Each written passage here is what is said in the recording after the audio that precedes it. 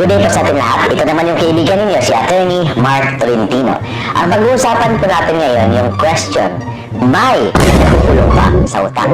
Pag-uusapan po natin yan maya-maya. Promise.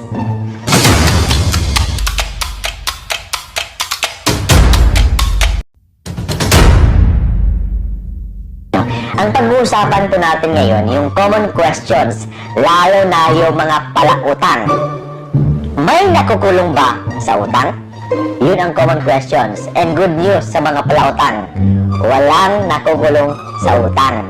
Kasi nakalagay po yan sa ating saligang batas. No person shall be imprisoned for non-payment of debt. Ibig sabihin, walang tao na pwedeng kulungin, maging criminally liable dahil hindi siya nagbayad sa utang. Itong batas na ito, actually copied po natin ito sa mga Amerikano. Nag-start po ito noong 19th century.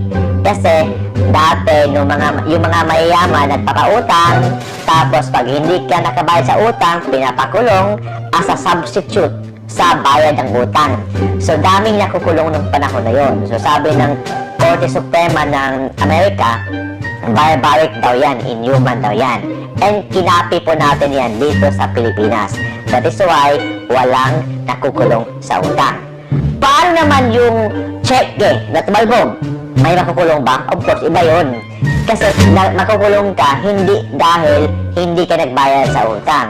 Makukulong ka kasi nag-issue ka ng cheque na wala namang laman. Pangalawa, itong issue naman about credit cards. May makukulong ba kung hindi ka nagbayad ng credit card?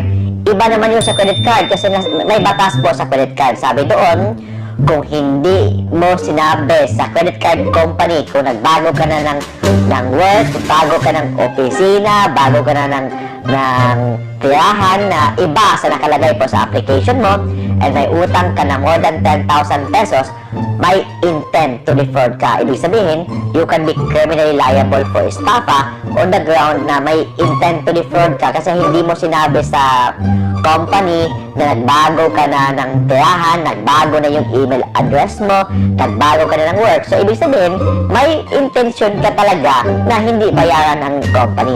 So, in this case, hindi ka makukulong dahil hindi ka nagbayad sa utang. Makukulong ka dahil sa panloloko mo. Same also with estafa.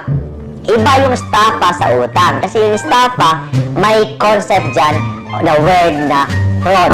What is a fraud? Panloloko. Ibig sabihin, hindi ka makukulong dahil hindi ka nagbayad sa utang. Makukulong ka dahil sa panloloko mo. Iba po yan sa pagbayad ng utang. But if you're in good faith, umutang ka lang, nahirapan ka sa pagbayad ng utang, yan, hindi ka makukulong kasi very clear po ang ating saligang batas, hindi ordinary law. Yung ating talagang saligang batas o yung Constitution ng Pilipinas, very clear. No person, walang tao na makukulong dahil lang sa utang.